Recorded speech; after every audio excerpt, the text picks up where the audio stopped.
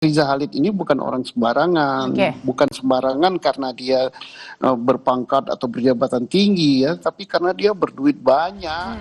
Saudara, tersangka kasus dugaan korupsi tata kelola minyak mentah Pertamina Riza Khalid resmi jadi buronan internasional. Polri telah memasukkan nama Riza Khalid ke dalam peringatan atau Red Notice Interpol.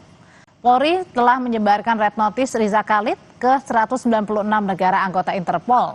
Interpol pusat di Lyon, Prancis telah menerbitkan Red Notice Riza Khalid per 23 Januari lalu. Negara anggota Interpol kini wajib membantu penangkapan dan ekstradisi Riza Khalid.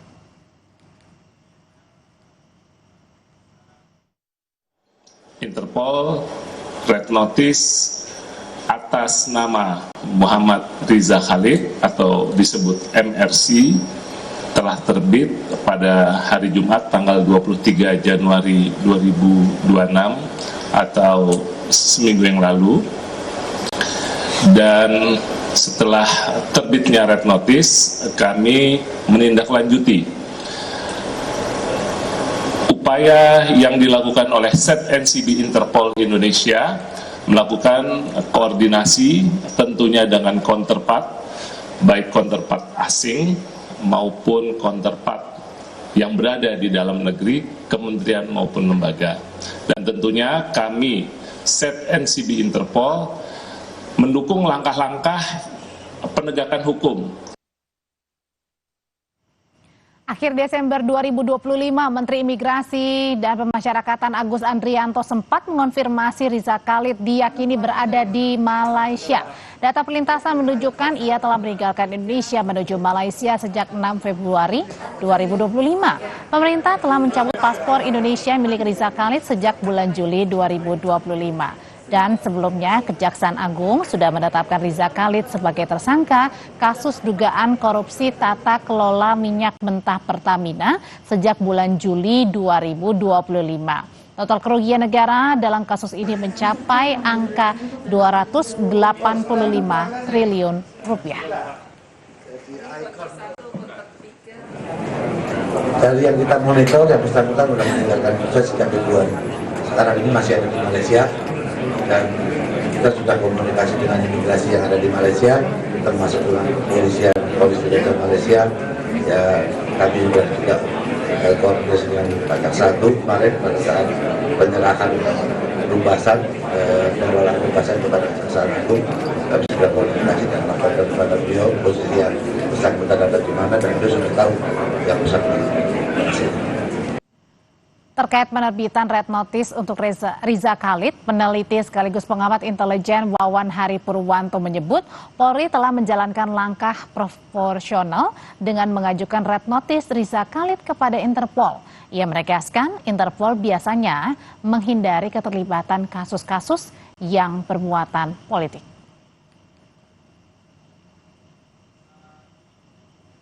Eskalasi yang terjadi baik yang terkait dengan penerbitan Red Notice maupun juga persamaan persepsi terkait pasal yang dikenakan merupakan bagian dari dinamika, dan ini diperlukan asesmen yang mendalam yang mempertimbangkan banyak aspek.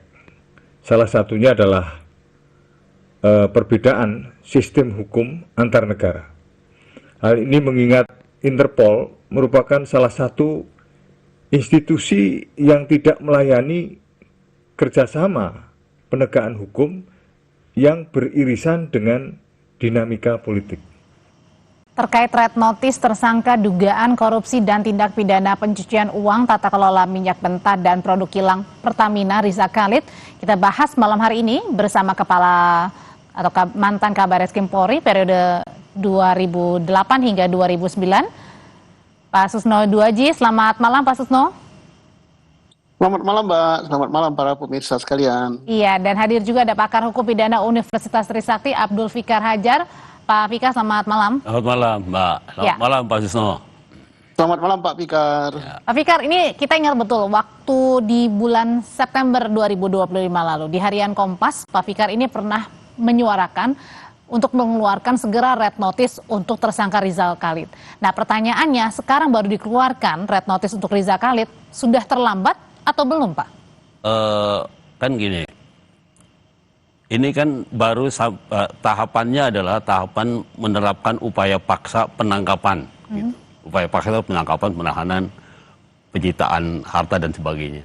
Nah, mungkin penyitaan sudah dilakukan, ya penyitaan harta-harta yang berkaitan dengan korupsinya mungkin sudah dilakukan. Tapi di penangkapan ini kalau dia berada di dalam negeri sih mungkin bukan masalah gitu ya. Tapi karena ini ada di tempat lain gitu ya, maka penangkapan itu mau nggak mau harus juga bekerja sama dengan negara lain. Cuma persoalannya adalah ada sistem hukum yang berbeda kan antara satu negara dengan negara lain. Sekalipun umpamanya sama-sama common law atau sama-sama civil law, itu pasti masing-masing negara punya kekhasan sendiri-sendiri. Ada perbedaannya gitu. Nah karena itu kemudian melalui organisasi internasional, nanti mungkin Pak Susno akan lebih luas menjelaskan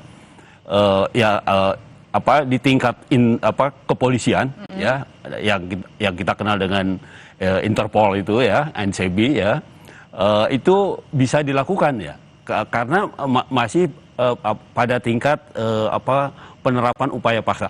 Penetapannya dia sebagai tersangka sudah. Oke, di Juli 2025. Sudah. Oke, sudah. Sekarang tinggal karena orangnya dipanggil tidak datang, tidak hadir gitu ya, maka dilakukanlah penangkapan kan begitu. Oke, kalau gitu sebenarnya gimana sih Pak Susno, kalau misalnya ini kan red notice sudah dikeluarkan nih, gimana ini strategi kerjasama antara Polri dengan internasional dalam hal ini adalah ketika red notice ini sudah dikeluarkan untuk 196 negara Interpol, Pak Susno, susah nggak sih koordinasinya? Baik, pertama kita ucapkan selamat ya kepada pemerintah Indonesia yang sudah mengeluarkan red notice melalui Interpol, yaitu dikirim ke ZNCB, begitu dikirim ke ZNCB di Lyon, ya Lyon itu di Prancis, berarti semua negara yang masuk di dalam anggota Interpol punya kewajiban untuk melakukan penangkapan terhadap siapa yang dicari, yaitu buronan ya kita istilahkan. Nah, ini melalui Interpol adalah suatu cara yang bagus sekali. Kenapa? Ini tahapnya baru tahap penyidikan ya, upaya paksa. Sebagaimana dikatakan Pak Fikar tadi, ini untuk melakukan upaya paksa penangkapan. Nah, mengapa saya katakan lebih efektif lewat Interpol? Kita punya satu cara lagi, yaitu lewat kerjasama yang namanya ekstradisi. Tapi ekstradisi itu punya persyaratan, harus ada perjanjian, harus ada ini, harus ada itu. Kemudian juga liku-likunya melalui berbagai institusi yang ada di negara yang kita mintai bantuan tersebut. Gitu. Nah, kata Pak Fikar tadi benar sekali, sistem hukum kita berbeda. Mungkin di negara tersebut melalui banyak saluran. Pak Susno, mohon maaf, saya harus potong sejenak. Pak Susno, mohon maaf, kita dengarkan sejenak dulu ya Pak Susno untuk kumandang azan maghrib bagi wilayah Jakarta dan juga sekitarnya. Publik ini orang awam pengen tahu Pak Susno sebenarnya gimana sih strategi awal ketika Polri ini ingin bekerja sama dengan Interpol mencari buron nih di luar negeri. Baik, tadi bagaimana Pak Fikar katakan ini statusnya sudah upaya paksa, yaitu penangkapan tersangka. Pertanyaannya mengapa terlambat ya? Pak Fikar tadi mengatakan ada unsur politik-politiknya. Ini mungkin kalau saya katakan politik tanda petik itu mungkin di dalam negeri gitu ya. Karena takut gitu. Oh, takut kalau nyangkut ini gitu. Buktinya 23 Januari keluar red notice baru diumumkan beberapa hari yang lalu. Ini mungkin aparat penegak hukum mungkin ya tanda petik ya, saya nggak nuduh ya. Masih nunggu gejolak di dalam negeri. Tapi begitu orang tertinggi di Republik ini, Bapak Presiden Prabowo, saya dengar langsung dari beliau gitu. Hari Jumat kemarin sampai kemanapun Riza Khalid harus dikejar, nggak usah takut dengan Pak Susno, jadi pada saat kemarin, mohon maaf saya potong, jadi pada saat kemarin Bapak Pak Sama juga bertemu diundang langsung oleh Presiden Prabowo, ada sempat ngobrolin soal ini tersangka Riza Khalid ini yang masih belum ditangkap. Iya, dan itu langsung sebut nama Aha. Beliau katakan siapa itu Riza Khalid, kejar, jangan takut, katanya, jangan takut, walaupun dia berada di negara tetangga kita dan konon kabarnya kata beliau dia menikah di situ, nggak usah takut, katanya, tangkap itu. Nah, jadi kalau seorang presiden sudah berkata demikian, ya aparat dalam negeri nggak usah takut-takut. Kalau takut jadi tanda tanya. Makanya red notice Ada dikeluarkan apa? gitu Pak Susno. Kalau red notice sebelum itu kan, kami ketemu tanggal 30. Oke. Nah, red notice-nya tanggal 23. 23. Kemungkinan red notice-nya itu tidak diketemukan gitu, masih ya gitu sembunyi-sembunyi lah gitu. Atau ada apa gitu. Lalu kemarin itu tegas sekali beliau katakan, nggak usah takut, tangkap gitu dimanapun gitu. Saya perintahkan. Nah, beliau sudah katakan gitu, saya akan perintahkan Interpol. Nah, begitu ada kata-kata perintahkan Interpol, mungkin Interpolnya bersuara, kami sudah keluarkan head notice gitu. Ya mudah-mudahan sudah sampai ke Lyon dan mudah-mudahan melalui kerjasama antara ASEAN-Nepal, kita kan ada ASEAN-Nepal juga ya, Ya. kerjasama sama tetangga. Ini lebih cepat nangkapnya daripada dengan Oke. cara Dengan ekstradisi gitu. Oke, Ya, ingat. berarti kalau artinya sudah menyebar red notice ke 196 negara Interpol, Pak Fikar, Ya. berarti harusnya mungkin agak lebih dipermudah karena banyak yang bantu kan Betul. di tracking. Nah, ketika sudah tahu misalnya keberadaannya di mana, pertanyaannya itu akan dikembalikan ke Polri atau? Ya, ke lembaga, ke Polri dulu, gitu. Baru kemudian Polri akan menyerahkan kepada lembaga yang menangani, gitu. Oke. Dalam hal ini bahkan masih tingkat kejaksaan, meskipun masih penyidikan juga, ya. Di kejaksaan kan juga masih belum penuntutan, gitu. Artinya masih penyidikan, gitu. Berarti artinya pada saat di Polri ini sudah diketahui kira-kira beradaannya di misalnya negara A. Betul. Lalu kemudian ini tinggal penangkapannya Polri kah atau? Ya, seharusnya begitu. Apalagi Polri itu punya jaringan luas kan, Interpol itu tadi seperti Pak Susno katakan. Nah, Interpol itu bisa bekerja gitu. Artinya memang harus ada kerjasama yang harmonis antara lembaga penegak hukum, dalam hal ini kejaksaan dengan kepolisian gitu ya. Seharusnya ya ada kerjasama yang baik sehingga penangkapan itu bisa dilakukan gitu. Apalagi polisi ini jaringannya kan luas gitu, oke. Interpol itu, jadi bisa digunakan itu gitu. Nah, Pak Susno balik lagi nih, pada saat beberapa bulan lalu kan Pak Menteri Agus Andrianto juga menyatakan bahwa keberadaannya terendus berada di Malaysia. Nah, kalau di Malaysia kan artinya dekat dengan Indonesia ya, Pak Susno ya, sehingga seharusnya ini lebih mudah ditangkap daripada menyebarkan red notice yang kita nggak tahu nih di negara mana saat ini Riza Khalid berada. Kenapa hal itu tidak langsung saja ditangkap padahal sudah diketahuan di Malaysia pada saat itu? Usai jeda ya, Bapak-bapak tetap bersama kami di Sapa Indonesia Malam.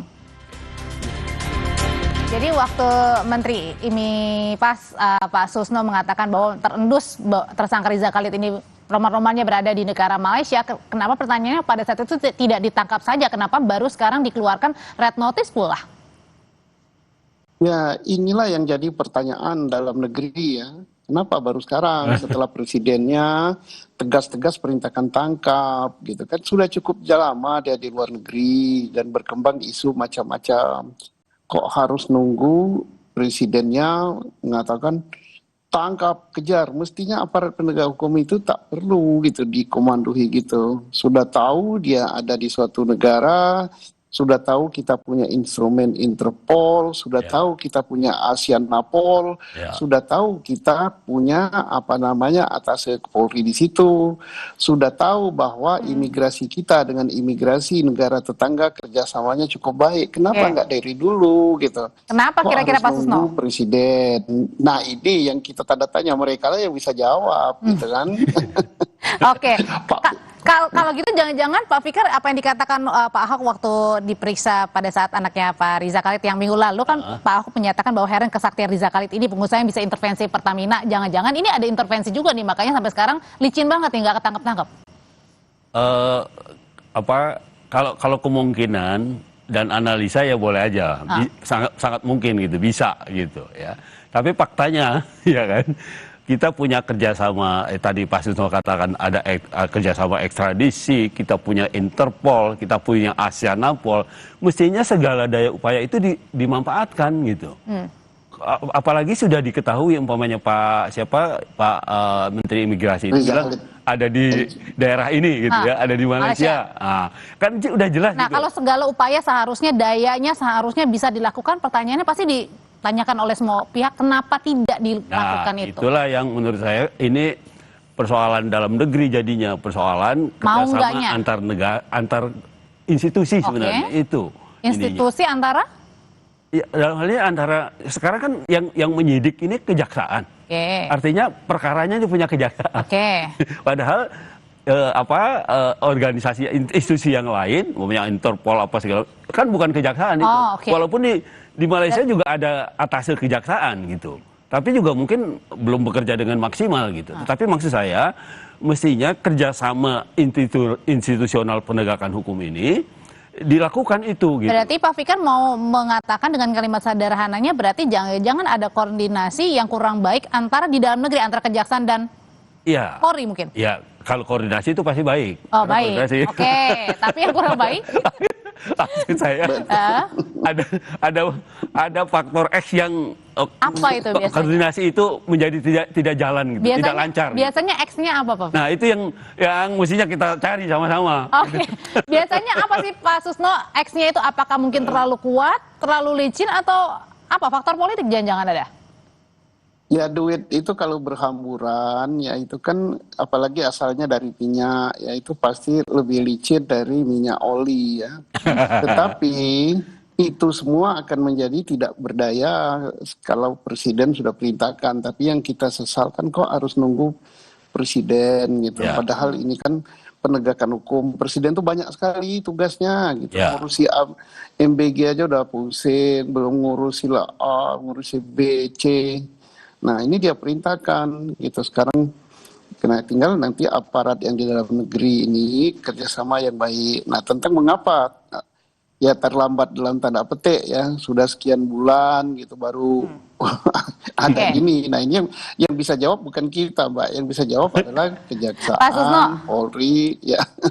Oke, kalau gitu pertanyaannya saya ubah deh. Kira-kira ada target nggak sih yang maksudnya ada berapa lama tenggat waktu yang mungkin diberikan kira-kira untuk menangkap seorang buronan yang sudah mendapatkan red notice? Ada nggak targetnya misalnya 3 bulan, 6 bulan, sebulan? Karena ini menyangkut negara lain, tergantung negara lain ya. Karena polisi kita tidak bisa gitu langsung nangkap di Malaysia.